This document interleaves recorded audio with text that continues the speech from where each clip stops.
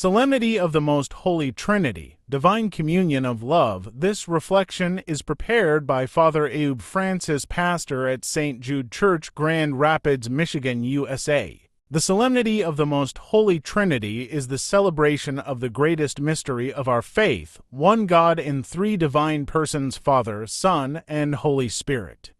This is not merely a doctrine to be studied, but a divine relationship into which we are invited.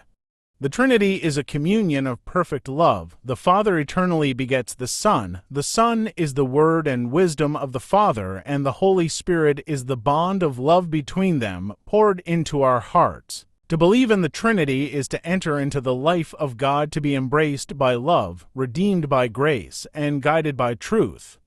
This feast reminds us that all Christian life begins and ends in the name of the Father, and of the Son, and of the Holy Spirit. First reading, Proverbs 8:22-31. In this poetic passage, divine wisdom is personified and speaks of its eternal existence with God before the creation of the world.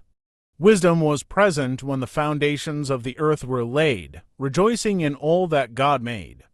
This suggests a deep intimacy and unity between God and His wisdom. The Church reads this as a foreshadowing of Christ, the eternal Word through whom all things were made. The passage reveals the beauty and harmony of creation as an outflow of divine love and order.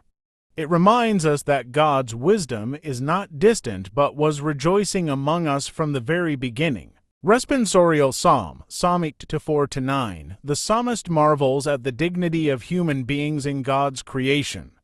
Though we are so small compared to the vastness of the universe, God crowns us with glory and honor. We are made little less than angels and given dominion over the works of God's hands. This awe-filled reflection invites us to humility and wonder before the Creator who shares His glory with us. Second reading, Romans 5:1-5. St. Paul reminds us that through faith we are justified and have peace with God through Jesus Christ. Our sufferings are not meaningless. Rather, they produce endurance, character, and hope. This hope does not disappoint because the love of God has been poured into our hearts through the Holy Spirit.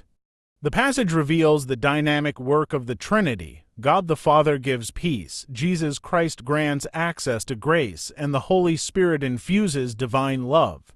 It is through this Trinitarian love that we stand firm in hope and rejoice in God. Gospel, John 16:12-15. Jesus prepares His disciples for the coming of the Holy Spirit, who will guide them into all truth.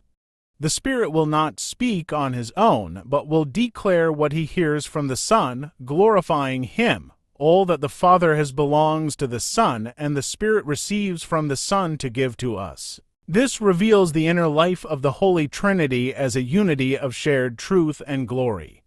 The Father communicates everything to the Son. The Son reveals the Father's heart, and the Spirit makes it known to us. The Trinity is not a distant reality, but the living God who dwells with and in us. Jesus assures us that even when He departs, we are not left alone. The Spirit will continue to teach and guide. This dynamic interaction is the foundation of Christian revelation and mission. Meditation question for the week: how can I live each day more consciously in the name of the Father, and of the Son, and of the Holy Spirit?